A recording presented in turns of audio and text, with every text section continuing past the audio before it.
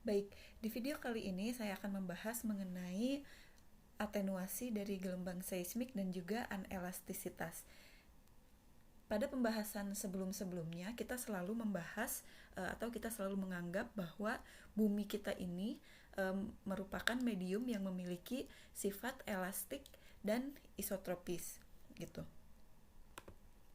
Nah, sekarang kita akan mulai mempertimbangkan sifat anelastisitasnya, di mana anelastisitas ini dapat kita artikan sebagai suatu deviasi dari elastisitas, ya. Dan deviasi dari elastisitas ini akan mengakibatkan amplitudo dari gelombang seismik ketika dia menjalar mengalami penurunan atau yang bisa kita sebut sebagai atenuasi. Nah, atenuasi sendiri atau penurunan amplitudo gelombang dapat diakibatkan oleh beberapa proses, ya. Dia bisa diakibatkan oleh refleksi dan juga transmisi antara batas lapisan, dapat diakibatkan oleh geometrical spreading, scattering, multipathing, dan anelastisitas, gitu. Nah, 3 proses yang terjadi ini, geometrical spreading, scattering, dan juga multipathing, ini dia terjadi tanpa melibatkan penurunan energi dari medan gelombang, gitu ya. Hanya misal energinya disebarkan gitu, tapi total energinya dia tetap conserve gitu. Tetap ya, total energinya itu tidak mengalami perubahan.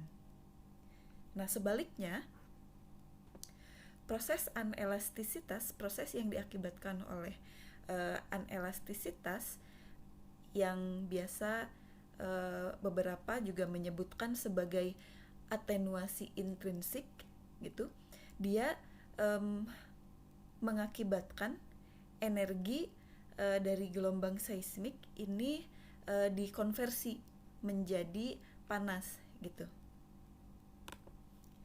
Nah, sebagai analogi untuk memahami beberapa proses ini, kita bayangkan bagaimana perilaku gelombang cahaya, ya. Misalkan pada lampu yang kita nyalakan di malam hari gitu, dimana ilustrasinya kurang lebih seperti ini. Nah, cahaya dari lampu ini dia akan terlihat semakin redup karena beberapa alasan. Yang pertama, lampu semakin redup karena adanya peristiwa geometrical spreading. Jadi sinar dari lampu ini dia akan menjalar ke luar seperti itu, ya. Nah, dia ekspansinya berbentuk spherical. Nah, berbentuk spherical gitu, ya.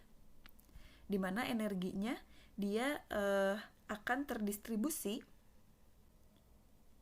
secara merata pada setiap titik-titik di wavefront gitu, ya. Nah, jadi setiap titik wavefront itu akan memiliki energi yang sama gitu, di titik ini, di titik ini, di titik ini. Nah, ketika energinya ini dijumlahkan, dia harus sama dengan energi yang di awal gitu, ya. Karena dia mengikuti asas kekekalan energi gitu, ya.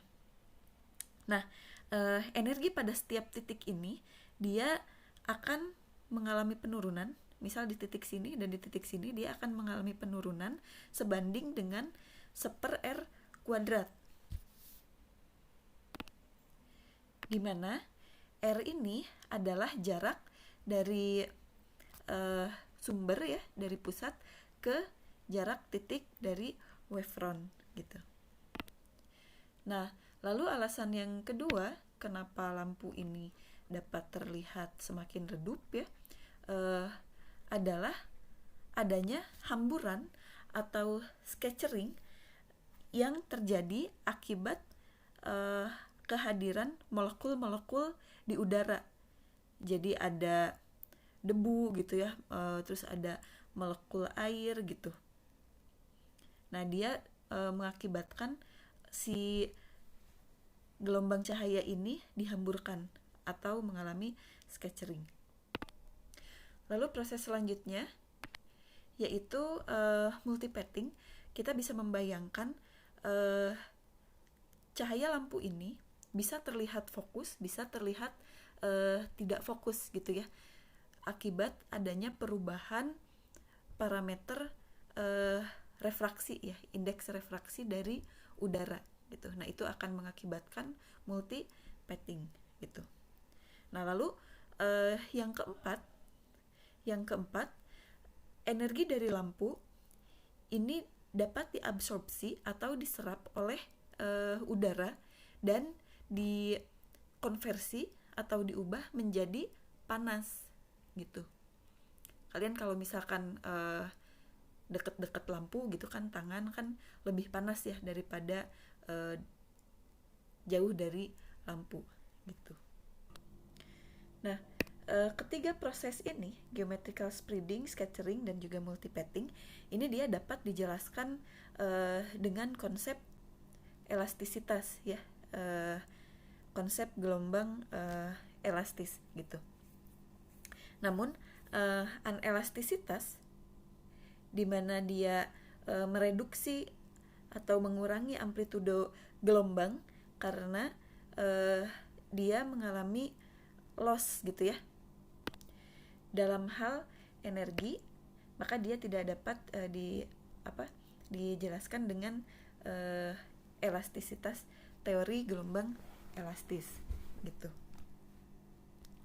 Kalau bumi kita tidak ada sifat anelastisitasnya, maka gelombang seismik, misal gelombang dari gempa ya, yang dulu pernah terjadi, itu akan tetap berreverberasi sampai nanti kiamat gitu ya. Jadi tetap aja ada gelombang gempanya kalau bumi itu bersifat benar-benar elastis isotropi gitu ya, gitu. Atau anelastisitasnya itu tidak ada gitu. Nah, tapi pendekatan elastis itu beberapa berguna ya ketika kita meninjau penjalaran gelombang seismik gitu.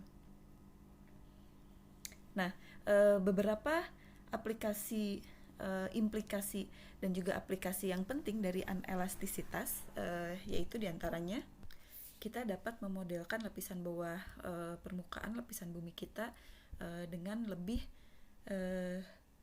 real gitu ya, dengan lebih nyata, mendekati kondisi yang sebenarnya.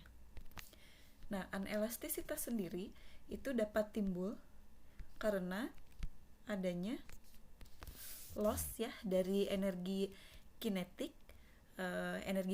dari gelombang elastik karena adanya konversi menjadi panas ketika medium yang dilewati itu mengalami deformasi yang permanen. Energi loss ini pada skala besar atau skala makroskopik itu biasanya dia terjadi dalam bentuk gaya gesek internal ya. Nah, namun pada skala mikroskopis ini dia biasanya terjadi ketika adanya disipasi energi dan sebagainya gitu.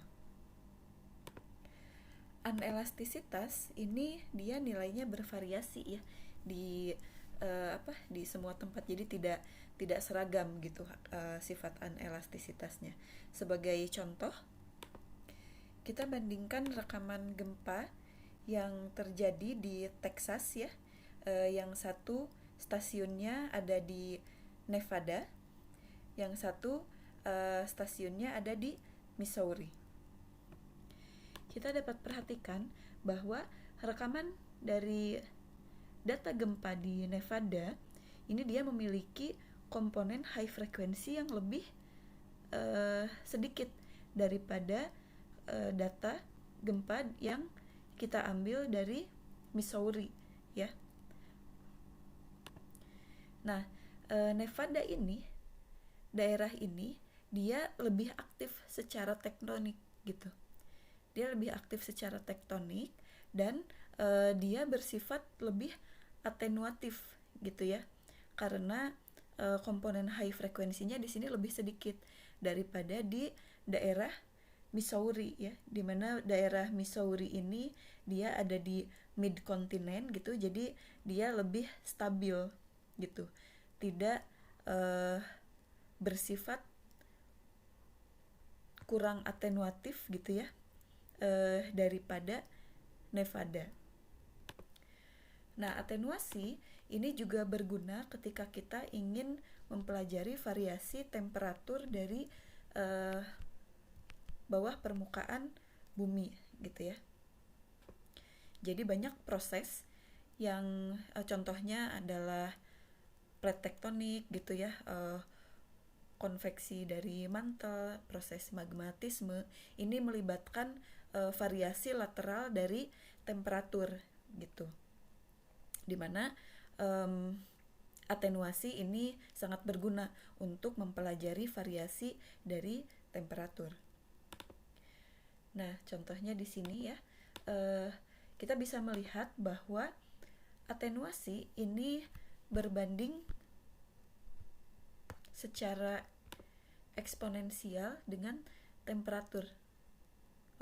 Salah ya bacanya. Jadi lebih tepat temperatur ini memiliki hubungan eksponensial dengan atenuasi yang diwakili oleh seperki ya atau Q pangkat min 1 secara eksponensial gitu. Nah, sebenarnya kecepatan gelombang seismik ini juga dia berhubungan dengan temperatur ya, di mana hubungannya adalah hubungan linier.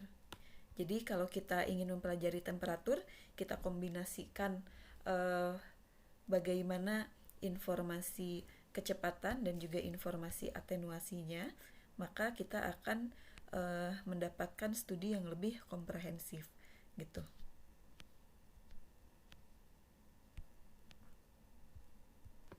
Contoh aplikasi realnya adalah ini. Jadi di sini ada data velocity dan juga atenuasi dari daerah Pasifik ya. Daerah Pasifik. Nah, di mana kita memiliki zona yang velocity-nya rendah atau low velocity dan atenuasinya tinggi gitu. Atenuasinya tinggi. Nah, ini dia diinterpretasi berasosiasi dengan kantung magma ya. Kantung magma yang terisi terisi lelehan gitu. Nah, pada proses absorpsi ini biasanya dia gelombang yang memiliki frekuensi yang tinggi itu akan diabsorpsi lebih besar gitu oleh internal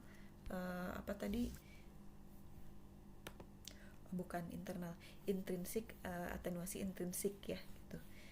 Jadi ketika terjadi atenuasi intrinsik karena adanya ketidakelastisitasan atau anelastisitas, biasanya gelombang yang memiliki frekuensi tinggi itu dia diabsorpsi lebih tinggi gitu.